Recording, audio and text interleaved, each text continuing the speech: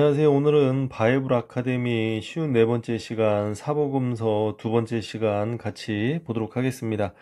복음서라는 것이 예수 그리스도를 나타내는, 그러니까 예수 그리스도의 탄생과 또 죽음과 부활, 이 모든 것들이 담겨져 있는 것을 그 복음서라고 하지 않습니까? 그래서 지난 시간에는 그 사복음서를 쓴 기자와 또 그것을 읽는 대상들, 또 그 당시에 있었던 시대 상황에 대해서 말씀을 드렸고요.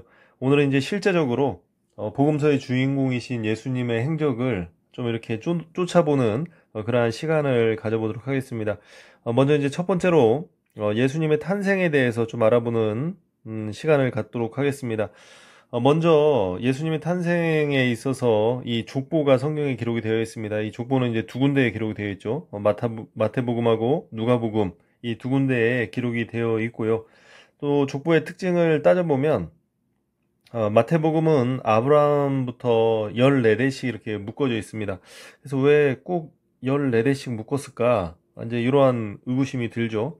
뭐 여러 가지 설들이 있지만 뭐 예를 들어서 그 사람들이 쉽게 좀 기억할 수 있게 뭔가 이렇게 숫자가 딱 떨어지고 또 이렇게 하면은 기억하기가 좋지 않습니까? 그래서 이제 그 당시에 뭐 좀 이렇게 족보를 나열하는 이러한 방식이 있었다. 이제 이렇게 이야기를 하기도 하고요.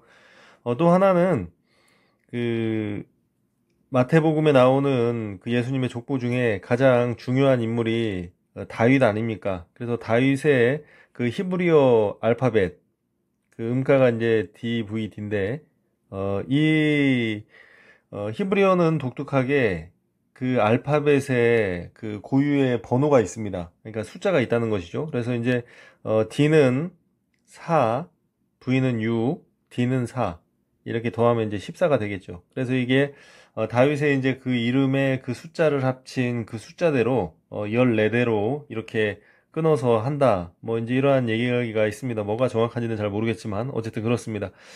그리고 또 하나 이제 누가복음에서도 이제 이 족보가 기록이 되어 있습니다. 누가복음은 역순으로, 그러니까 마태복음의 족보가 아브라함부터 그 예수님까지 내려왔다면 누가복음은 반대로 예수님부터 하나님까지 올라가는 그러한 족보를 이렇게 가지고 있습니다. 그러면은 마가복음은 족보가 없느냐? 없죠. 예, 요한복음은 족보가 없다. 그래서 왜 그럴까? 이제 이런 의문이 들겠죠. 마태복음은 왕으로 오신 예수님을 설명을 해야 되기 때문에 왕의 신분을 밝혀야 되기 때문에 이 족보가 필요한 것이고요. 마가복음은 종으로 오신 예수 그리스도 이제 지난번에 그 복음서마다 그 관점이 있다고 하지 않았습니까? 그래서 마가복음은 이 종으로 오신 예수 그리스도를 나타내는 고난받는 종으로 이렇게 표시가 되지 않습니까? 그래서 종은 족보가 필요가 없기 때문에 이제 없는 것이고요. 또 요한복음은 하나님의 아들 하나님이시죠. 그러니까 하나님은 굳이 족보가 필요가 없는, 그래서 마태복음과 누가복음만 이렇게 족보가 기록이 되어 있는 것을 볼 수가 있습니다. 이제 예수님의 탄생에 이 요셉과 마리아가 이렇게 빠질 수가 없죠. 아빠, 엄마가 빠져서는 이것이 이제 이야기가 되지 않겠죠. 마태복음에 보면 이런 표현이 나오고 있습니다. 마리아가 요셉과 약혼하고 동거하기 전에 성령으로 잉태된 것. 굉장히 중요한 것이죠.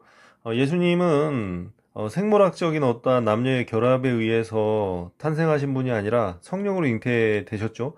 이것이 어떠한 의미가 있냐면 모든 인간은 죄인입니다.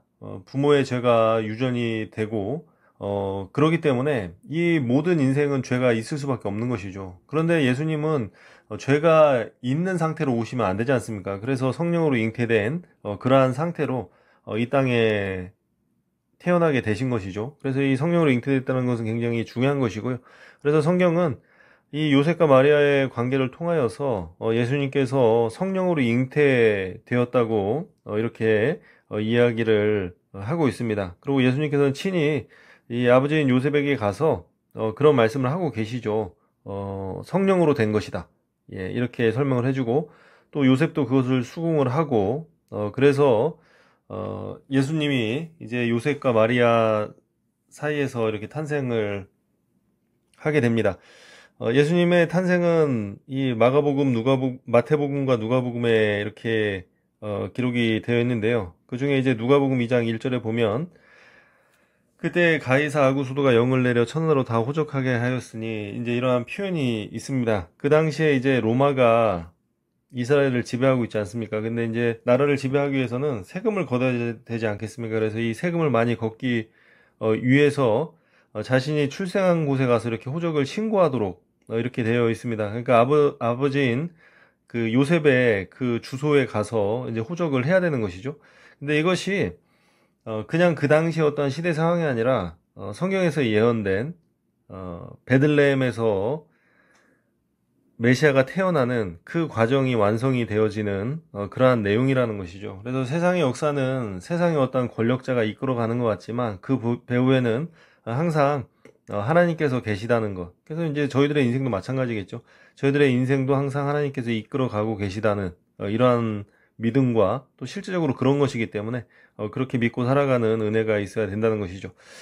예수님의 어린 시절은 굉장히 짧게 나옵니다. 그래서 성경 읽으시면은 뭐 특별한 뭐 이러한 사건들은 없고 예수님께서 12살 때에 그 예루살렘에서 엄마 아빠와 잠깐 떨어졌던 그러한 기록이 나오고 있습니다. 그래서 뭐 그때 예수님께서 참 뭐 요즘 편으로 하면 아이가 좀 당돌하듯이 내가 여기에 있는 줄 당연히 여기 있어야 되는 줄 몰랐냐고 이렇게 요셉과 마리아에게 하는 그런 내용들이 나옵니다. 그래서 사실 예수님의 어린 시절은 그렇게 많은 내용이 기록이 되어 있진 않습니다.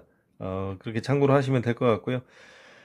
그리고 그 예수님의 길을 예비한 이제 세례 요한이 등장을 하죠. 예수님보다 먼저 이제 사역을 시작을 했고, 특별히 그 세례 요한이라는 이 세례라는 말이 이렇게 붙지 않습니까?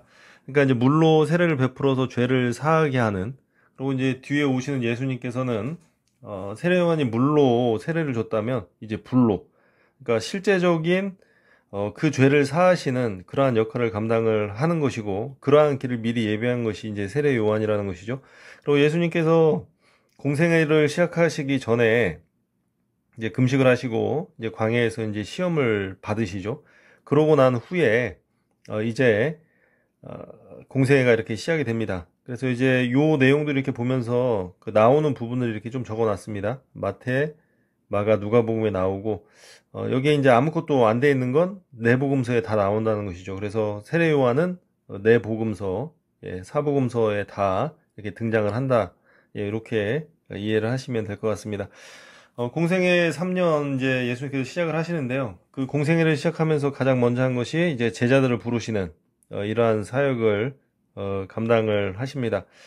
그 성경에 이렇게 기록이 되어 있습니다. 이제 12 사도의 이름은 이러하니라 하면서 이제 이제 12명의 그 제자들이 이렇게 기록이 되어 있고요.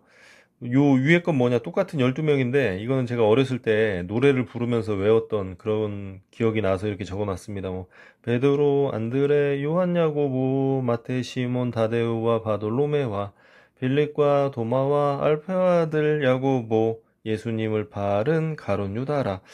이게 초등학교 때 그 불렀던 노래인데 지금도 기억이 나더라고요. 그래서 이제 이렇게 기록을 해놨습니다. 그리고 사실 그 제자들은 그 담임 목사님이 도시락 하면서 굉장히 자세하고 세밀하게 잘 다뤄놓지 않았습니까? 그래서 제자들에 대해서 궁금한 부분은 담임 목사님의 그 도시락을 참고하시면 될 것 같습니다.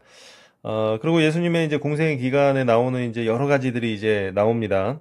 그 중에서 이제 산상수훈은 이제 마태복음과 누가복음에 이렇게 기록이 되어 있고, 산상수훈의 이제 처음에 서두에 이제 이런 표현들 있죠. 복 있는 사람은. 그러니까 굉장히 그 사람들이 좋아하는 주제로 시작을 하는데 그 내용을 보면, 이렇게 사람들이 공감할 만한 그런 것은 아니겠죠. 그래서 이제 그러한 내용들을 살펴보면, 예수님께서는 이 땅에서의 삶뿐만 아니라 영원한 하나님 나라에서 필요한 그 하나님의 백성들을 만들기 위한 그러한 내용들이죠. 만약에 이 땅에서의 삶이 끝이라면 예수님께서 뭐 심령이 가난한 자는 뭐 이러한 표현들은 쓰지 않으셨겠죠. 그러나 이 땅에서의 삶이 끝이 아니라 하나님 나라에서 영원히 사는 그러한 나라가 있기 때문에 산상수훈에는 그러한 내용들이 기록이 되어 있습니다. 그래서 우리가 생각하는 그러한 내용들과 또 예수님께서 바라보는 그러한 내용들이 다른 것을 뭐 성경을 읽으면서 이렇게 참고를 하시면 될 것 같습니다. 그리고 이제 여러 가지 비유로 예수님께서 가르치시는 그러한 내용들이 이렇게 기록이 되어 있고요. 그 예수님께서 자기 스스로를 지칭했던 표현들이 있습니다. 나는 생명의 떡이다. 그러니까 예수님께서 친히 이제 말씀을 하시는 거예요. 나는 생명의 떡이다. 나는 뭐뭐이다. 나는 뭐뭐지다. 그래서 이제 그 내용들을 찾아보면 예수님께서는 스스로 나는 생명의 떡이다. 나는 생명의 빛이다. 나는 양의 문이다. 나는 선한 목자다. 나는 부활이요 생명이다. 나는 길이요 진리요 생명이다. 나는 참 포도나무다. 예수님께서 이렇게 표현하는데 독특하게 이 모든 표현들은 어디에 나와 있느냐? 다 요한복음에 이렇게 기록이 되어 있습니다. 예, 요한복음에만 이러한 표현들이 기록이 되어 있습니다. 그래서 성경을 읽으면서 좀 참고를 하시면 될 것 같고요. 어, 예수님의 공생의 일람표입니다. 그러니까 이제 공생에는 이제 3년 동안, 약 3년 동안 이루어진 예수님의 그 공적인 그 사역을 의미를 하는데, 요 내용은 좀 그냥 참고를 하시면 될 것 같습니다. 이거는 그냥 표가 있어서 사진 찍어서 이렇게 올려놓은 것이니까요. 예, 요 내용들은 뭐 저희들이 익히 알고 있는 내용들인데, 굳이 뭐 좀 시간 순으로 정리를 한다면, 예, 이렇게 정리를 할 수 있을 것 같습니다. 그러니까 요거는 좀 참고를 하시면 될 것 같고요. 그리고 이거 이제 에이드로 이렇게 기록을 해놨다는 거, 이거는 그냥 참고를 하시면 될 것 같습니다. 예수님의 그 공생의 기간 동안에 예수님께서 하셨던 여러 가지 비유들이 나옵니다. 그 내용들을 보면은, 예수님께서 이제 비유로 말씀하시고 그게 복음서에 다 기록되어 있는 것도 있고, 또 뭐 마태복음만, 또 마가복음만, 뭐 누가복음만, 요한복음만 또 따로따로 이제 그 비유의 내용이 나오는 부분들도 있고요. 때로는 뭐 두 군데, 세 군데 뭐 이렇게 나와 있습니다. 그래서 요것도 그냥 참고를 하시면 되고, 사실 뭐 성경 읽으면서 그 비유 있을 때 옆에 뭐 다른 복음서에 뭐 이러한 내용들이 나온다, 뭐 관주처럼 이렇게 나오니까 뭐 그것은 이제 참고를 하시면 될 것 같고요. 그래서 뭐 이제 이런 내용들은 예, 그냥 성경 보시면서 참고해서 보시면 될 것 같습니다. 뭐 독특하게 뭐 한 곳에만 나온 이제 그런 것들도 있고요. 또 이제 여러 군데 다 이렇게 기록된 예, 그러한 비유들도 있습니다. 이런 부분 그냥 성경 읽으시면서 참고를 하면 되고요. 그다음에 이제 예수님의 기적도 마찬가지죠.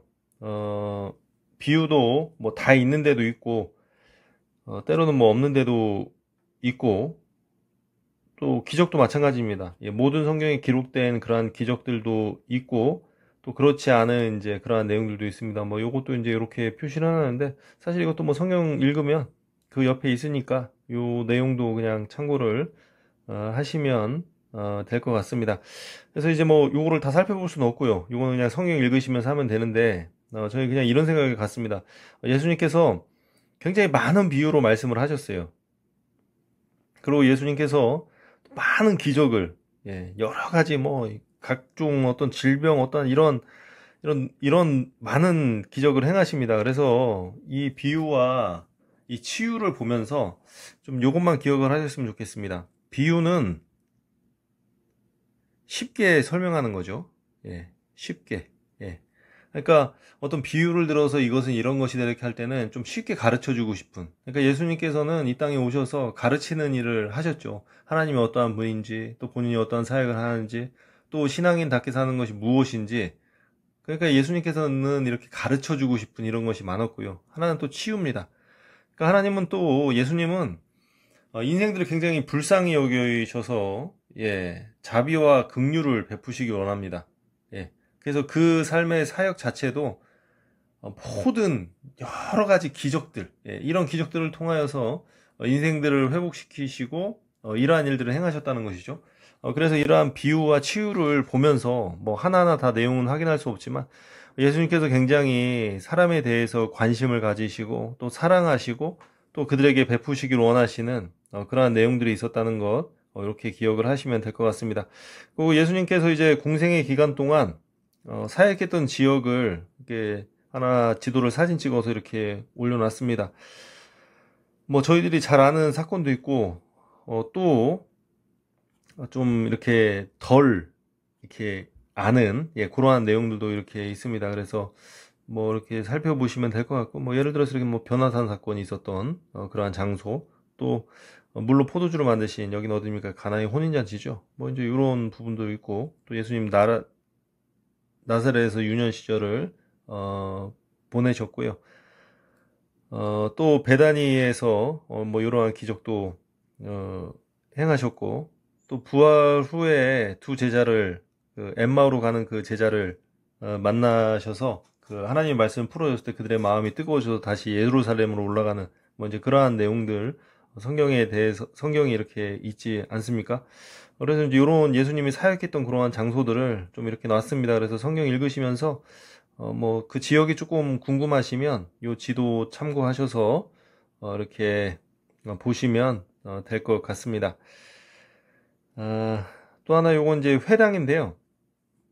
예수님 당시에 이 유대 사람들에게 이 회당이 굉장히 중요한 역할을 하는 것이었죠. 그래서 이제 성경을 읽다 보면 이 회당이 이제 자주 등장을 하고 예수님께서 그 예수님 당시에 이 회당이 여러 가지 이제 중요한 뭐 지금으로 말하면은 뭐 교회라고 해야 되네? 뭐 그렇게 좀 표현하면 될까요? 어쨌든 이제 그런 게 있는데 그래서 요 자료를 조금 넣어놨습니다. 이제 그 사진을 보니까 뭐 구조가 이렇게 생겼대요.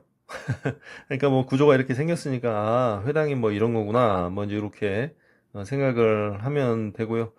특별한 건 잘 모르겠습니다.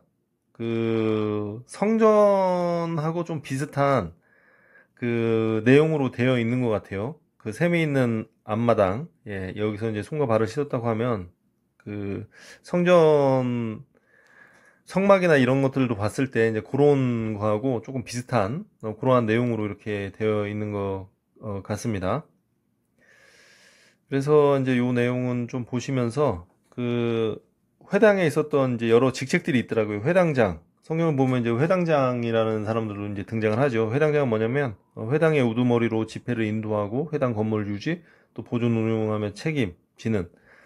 그리고 뭐 율법 낭독이나 설교를 하기 위해서는 회당장의 허락을 받아야 함. 그러니까 이 회당의 모든 것들을 총괄하는 예, 우두머리가 이제 회당장이라는 것이죠. 또 그 밑에 또 핫잔이라는 이러한 직책이 있습니다. 이거는 회당 서열 2위로 종교회의의 인도자 역할을 하는 예, 그러한 사람이고 뭐 하는 일들은 뭐 기도문 암송도 하고 율법을 낭독하는 일을 담당을 하고 이렇게 하고 신약성경에서는 뭐 일꾼, 종, 수종자 등으로 번역되고 있고 지금으로 말하면 집사나 장로 정도의 직분에 해당된다. 뭐 이렇게 되어 있습니다. 또 회당에는 이게 기도문 선창자도 있어서 그 회중들의 기도를 인도하기 위한 예, 뭐 그러한 것도 있었고요. 또 라삐 학교를 졸업한 그래서 안식일에 회당에서 율법의 난해 문제를 해석하고 가르치는 그러한 사람이 있었습니다. 평상시에는 그 교육을 아동들의 교육을 담당하는 예, 이런 역할을 했고요. 그다음에 쉐마 선포자라고 해서 또 공식적인 예배 기도문 선창자의 대표 기도 직전에 쉐마를 비롯한 모세오경을 대표로 봉독하는 그러한 임무를 감당하는 예, 그러한 사람이었습니다. 먼저 뭐 이런 거 있다가 요거는 그냥 예, 참고로 하시면 될 것 같고요. 예수님의 이제 공생의 기간에 이제 마지막 일주일에 있었던 사건을 간략하게 좀 정리를 해보겠습니다. 먼저 마태복음, 마가복음에 나온 제자들의 오해. 그러니까 예수님 사역하면서 항상 이 제자들은 오해를 했죠. 그 오해라는 게 뭐냐면 로마의 압제에서 해방시키시는 예. 그러니까 육적인 그러니까 이 땅의 왕으로 이 땅의 메시아로 이렇게 생각을 했습니다. 그러니까 영적인 어떠한 메시아로 생각한 것이 아니라 그 이 땅에서 이러한 메시아로 생각하는 그래서 이제 그런 오해들이 종종 있었죠. 그래서 십자가를 지시기 일주일 남겨놓은 시점에서 그 요한과 야고보의 어머니인 세베대의 아내가 예수님을 찾아와서 부탁을 하죠. 예수님 잘 되시면 좌의정과 우의정의 자리에 이제 이 아들들을 올려달라고 이렇게 이야기를 하는 이런 오해들이 굉장히 많았다는 것이죠. 사실 예수를 믿으면서 이러한 오해들을 하면서 믿는 게 굉장히 많죠. 하나님의 나라는 이 땅뿐만 아니라 영혼까지를 포괄하는 그러한 나라인데 저희들이 하나님을 믿는 이유는 이 땅에 국한되는 경우가 굉장히 많다는 것이죠. 이러한 말씀들이 기록된 이유는 뭐 그때도 그랬지만 지금도 예수를 믿는 그 이유와 목적이 굉장히 세속적이고 이 땅에 속해져 있는 예, 그러한 내용들이 많이 있다는 것이죠. 그러나 저희들은 말씀을 통하여서 하나님의 나라, 또 이 하나님의 나라는 이 땅뿐만 아니라 영원한 하나님 나라에서 이 영원한 하나님 나라가 있다는, 예, 이런 것들을 저희들 꼭 기억을 하시면 좋겠습니다. 예수님께서 이제 그 십자가에 못 박혀 돌아가시기 위해서 이제 나귀를 타고 예루살렘을 입성하지 않습니까? 예수님께서 이 땅에 오셔서 하신 그런 사역들을 보면 성경에는 그런 표현들이 굉장히 많이 나옵니다. 성경의 말씀에 뭐 응하기 위해서, 그러니까 하나님의 말씀이 이루어지기 위해서 이제 이런 표현들이 굉장히 많이 나타나고 있다는 것이죠. 그러니까 요것도 이제 500여 년 전에 스가랴 선지자가 이제 미리 예언을 하는, 예, 그래서 예언이 되어 있어요. 나귀를 타고 그 예루살렘에 입성하시는 그런 그 메시아의 그런 모습이 기록이 되어 있죠. 그래서 이제 마태복음을 보면 그런 겸손하여 나귀 곧 멍에 매는 짐승의 새끼를 탔도다. 주님께서 나귀를 타신 것은 우리의 모든 짐을 지신 것을 뜻하는 것이죠. 그러니까 이 멍에를 지는 것이 나귀라는 것이죠. 그래서 예수님이 나귀를 탔다는 것은 예수님도 이 죄의 멍에를 예수님 스스로 지시겠다는 것이죠. 그래서 이사야 53장 6절에 보면 우리는 다 양 같아서 그릇 행하여 각기 제 길로 갔거늘 여호와께서는 우리 모두의 죄악을 그에게 담당시키셨도다. 그래서 이 담당이라는 것은 모든 짐을 지우다라는 그러한 뜻입니다. 그러니까 하나님께서 예수 그리스도에게 모든 짐을 지우시는, 이것이 이제 당연히 죄의 짐이죠. 그러니까 우리 스스로는 이 죄의 문제를 해결할 수 없기 때문에 예수님께 이 죄를 담당시키시고 우리가 그 안에서 구원을 받게 되는, 그래서 이제 나귀를 타고 입성하시는 것은 이제 이러한 모든 것들을 짊어지시는 그러한 것을 의미를 합니다. 또 이 일주일 사이에 이 성전 정결하는 사건이 있죠. 기도하는 하나님의 그러한 집을 그 사람들의 어떠한 이익과 그런 것들을 위해서 타락시키는, 예, 그러한 것들에 대해서 예수님께서 굉장히 분노하시면서 성전을 정결하게 하시는, 예, 그러한 일이 성경에 등장을 합니다. 어쨌든 이런 성경 정결 사건이 있었고요. 이런 것들, 그러니까 이제 이런 모든 것들이 종합되어서 이제 종교 지도자들과 이제 부딪힘이 있게 되겠죠. 왜냐면 이제 자기들이 만들어 왔던, 뭐, 특별히 대제사장이나 서기관이나 바리새인들은 지금까지 자기들이 만들어 오고 지켜온 자기들만의 질서와 세계가 있고, 이제 그 가운데서 살아가는 게 좋은데, 예수님께서 이제 그 모든 것들을 흔드시니까 예수님을 적대시하고, 심지어는, 죽여야 되겠다는 그런 계획을 이제 실행을 하는 것이죠. 그래서 이제 서서히 십자가의 일이 이제 진행이, 되는 것입니다. 또 그 일주일 사이에 또 뭐 여러 가지 이제 사건들이 있는데 그 중에 하나가 이제 종말에 대한 교훈을 주시는 예수님의 모습이 등장을 합니다. 이제 예수님께 질문을 하죠. 성전이 어떻게 될 것입니까? 그랬더니 예수님께서 돌 하나도 돌 위에 남지 않을 것이다. 뭐 이런 표현을 씁니다. 그래서 성전인데 왜 그럴까? 이 성전이라 할지라도 그 하나님 보시기에 합당하지 않으면 그건 언제든지 무너질 수 있다는 것이죠. 저희들이 지금 이 교회가 많이 무너지고 있지 않습니까? 그 이유는 한 가지입니다. 하나님께서 원하시지 않는 모습으로 되기 때문에 그것이 무너지는 것이죠. 예수님 당시에 이 성전이 지금의 성전과 저는 별반 다를 게 없다고 생각을 합니다. 그러니까 하나님이 기뻐하지 않는 사람들, 또 그것을 돌이키지 않는 그러한 사람들이 주의 전이라고 거기서 예배를 한다고 해서 하나님께서 기뻐하시지 않는다는 것이죠. 오히려 그것이 심판의 대상이 될 수 있다는 것, 예, 이것을 좀 기억을 하시면 좋겠고요. 그 다음에 이제 마지막 만찬을 가지십니다. 그러니까 십자가를 지시기 전 6월절 밤 제자들과 함께 예수님의 마지막 식사를 이제 마지막 만찬이라고 하고, 이것이 이제 기념이 되죠. 그래서 예수님께서 이것은 나의 살이다 하면서 이렇게 떡을 떼주시고 이것은 나의 피다 하면서 이제 포도주를 이렇게 주시죠. 그래서 이제 요것이 이제 저희들이 이제 거행하는 이제 성찬식으로 이렇게 그 발전을 하게 됩니다. 그 후에 이제 예수님께서 이제 잡히시죠. 이제 잡히시는 예수님, 이제 그 잡히기 전에 겟세마네 동산의 기도가 그 나오지 않습니까? 저희들이 정말 잘 아는 기도의 내용이고, 그 기도의 내용의 마지막은 아버지의 원대로 되기를 원하나이다. 예, 이렇게 예수님께서 말씀을 하십니다. 그러니까 예수님께서는 아무리 어렵고 힘들어도 결국은 아버지의 원대로 되는 것, 그것이 자신의 뜻이었다는 것, 또 그렇게 살아내셨다는 것, 이 땅을 살아가는 신앙인들이 꼭 기억해야 될 그러한 삶의 방식이리라 생각을 합니다. 또 마태복음 26장 49절에 보면 그 배신자, 이제 그 가룟 유다가 나오죠.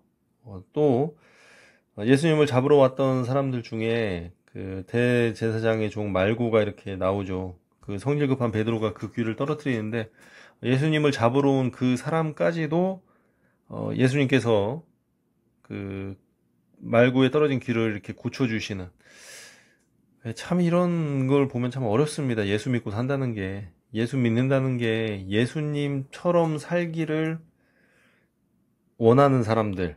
예. 그래서 그렇게 살 수는 없어도 그렇게 살기를 바라고 그러한 모습으로 살아가는 것 아니겠습니까? 자신을 배반하는 가룟 유다, 제자인 가룟 유다, 또 자기를 잡으러 온 이 사람들, 그 사람들까지도 다 사랑의 대상으로 품을 수 있는, 저는 못할 것 같은데 하나님 안에서 은혜 주시는 그 은혜로 되는 것이 아닐까 생각을 해봅니다. 어쨌든 예수 믿는다는 것은 이러한 예수님의 모습대로 살아가는 것, 그렇게 살려고 마음 먹는 것, 예, 그런 거라고 생각을 합니다. 예수님께서 이제 빌라도에게 이제 재판을 받게 되시죠. 잡히신 후에 대제사장의 집으로 끌고 가고 또 그 밤 내내 맞으시고 조롱당하시고 날이 샌 후에는 공회로 끌려가고 다시 또 빌라도 앞에 서시고 뭐 이제 이런 뭐 여러 가지 이제 과정들이 나옵니다. 누가가 이제 가장 자세하게 이 모든 것들을 기록을 하고 있고요. 또 이제 빌라도도 예수님의 죄를 찾지 못하고 헤롯도 예수님을 죄를 찾지 못하고 그래서 이제 서로 주거니 받거니 하다가 끝내는 이제 빌라도가 그 이제 이 사형을 선고를 하게 되죠. 그래서 이제 예수님의 이제 십자가형이 이렇게 됩니다.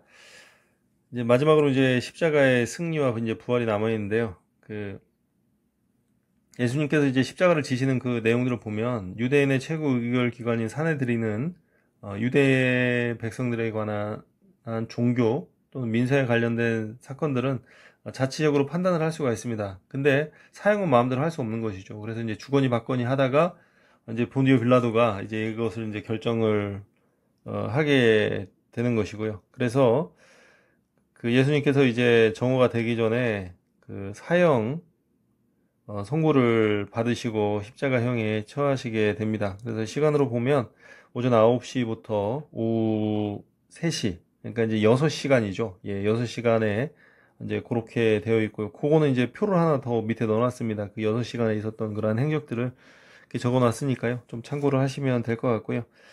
뭐 유대인의 장례 문화를 이렇게 잠깐 보면 그 시신을 깨끗이 씻고 향유를 바른 후에 고운 배로 전체를 감싼다. 그러니까 이거 우리랑 비슷하죠.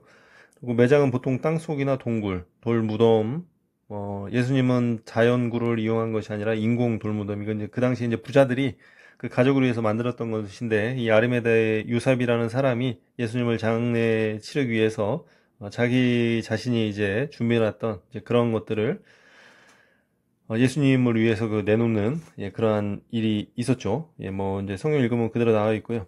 요거는 이제 가상 칠언입니다. 뭐 이제 가상 칠언이라고 해서 십자가상에서 이제 하셨던 그런 말씀들, 뭐 첫째 아버지 저들의 죄를 사하여 주십시오. 오늘 내가 너와 나가니라 뭐 이제 이런 내용들 예, 요거 이제 참고를 하십시오. 뭐 이제 십자가에서 이제 하셨던 말씀이기 때문에 굉장히 그 중요한 이제 그러한 의미들도 있죠. 뭐 설교로도 많이 들으셔서 뭐 저기를 하셨을 겁니다. 그래서 뭐 다 이루었다는 것은 뭐 헬라어로 테텔레스 타이라고 이제 다 지불되었다. 그러니까 죄의 값이 모두 지불되었다. 또 모든 것들이 완성되었다 할 때 이제 쓰는 단어죠. 그래서 예수님께서 이런 말씀을 하시고 마지막 말씀은 내 영혼을 아버지 손에 부탁하나이다. 그러니까 최종적으로 모든 것들을 아버지께 맡기는 예, 그러한 말씀을 하고 계십니다. 이것이 이제 십자가에서 그 예수님께서 고난당하신 그 6시간의 행적에 대해서 이렇게 기록을 해놨습니다. 그러니까 여기 그 9시부터 여기 3시까지. 이게 사진 찍었을 때는 잘 보였는데, 이렇게 PDF로 변환하니까 좀 잘 안 보이는 부분이 있는 것 같습니다. 이게 한글로 해야 안 깨지려나? 어쨌든 예, 요 내용은 그냥 참고로 하시면 될 것 같고요. 그러고 나서 이제 예수님께서 3일 만에 이제 부활을 하시죠. 그러니까 예수님이 부활하셨다는 게 굉장히 의미가 있습니다. 이게 뭐냐면 우리도 다 같이 부활할 그때를 기대하며 살아갈 수 있다는 거예요. 만약에 예수님께서 살아나시지 않았다면 우리는 이 땅의 삶이 끝입니다. 근데 예수님께서 부활하셨기 때문에 우리들도 마지막 날에 부활을 하실 거라는 거, 예, 또 우리는 그러한 믿음을 갖고 살아야 된다는 거, 예, 이렇게 생각을 해야 되고요. 또 이제 부활하시고 난 후에 예수님께서 이제 제자들을 찾아오시죠. 제자들이 조금 뭐 표현이 그렇지만 수준이 별로인 것 같아요. 그렇게 3년 동안 예수님의 수많은 기적과 그렇게 동고동락했음에도 불구하고 뿔뿔이 흩어졌던. 그래서 예수님께서는 다시 또 다 찾아서 이렇게 저기를 하시지 않습니까? 특별히 이제 뭐 베드로 같은 경우에는 뭐 네가 나를 사랑하느냐 뭐 이렇게 이런 세 번씩이나 질문을 하시면서 이렇게 회복시키는 그런 장면을 나오고 어쨌든 예수님께서 이런 제자들을 다시 찾아서 이제 그 하나님의 사람으로 또 신앙의 눈으로 살아갈 수 있도록 이러한 길을 다시 열어 주십니다. 그래서 예수님께서는 40일 동안 다시 흩어졌던 모든 제자들을 다시 세우시고 또 그들에게 하나님의 사람으로 살아갈 수 있는 이러한 작업을 끝까지 하시는 것이고요. 그 다음에 이제 마지막으로 예수님의 승천과 제자들의 파송, 마테마가 복음, 누가복음에 이렇게 되어 있습니다. 그래서 마태복음 내용을 보면은 하늘과 땅의 모든 권세를 내게 주셨으니 그러므로 너희는 가서 모든 민족을 제자 삼아 아버지와 아들과 성령의 이름으로 세례를 베풀고 내가 너에게 분반 모든 것을 가르쳐 지키게 하라. 내가 세상 끝날까지 너희와 항상 함께 있으리라 하시니라. 아멘. 예, 이렇게 마무리를 합니다. 그러니까 뭐 복음서는 특별히 뭐 이렇게 어렵지 않을 것 같습니다. 그러니까 그러니까 가장 중요한 예수님의 행적을 쫓아서 이렇게 성경을 보시면 될 것 같습니다. 뭐 필요한 자료들은 뭐 올려놓을 테니까요. 그거 보시고 참고를 하시면 될 것 같습니다. 이제 이 제자들의 그 삶이 예, 어떻게 살았는지는 이제 그 다음 주에 하는 이제 사도행전에서 이제 그러한 내용들이 나타날 것입니다. 뭐 듣느라고 고생하셨고요. 다음 주에도 함께 해주시는 그러한 시간이 되었으면 좋겠습니다. 감사합니다.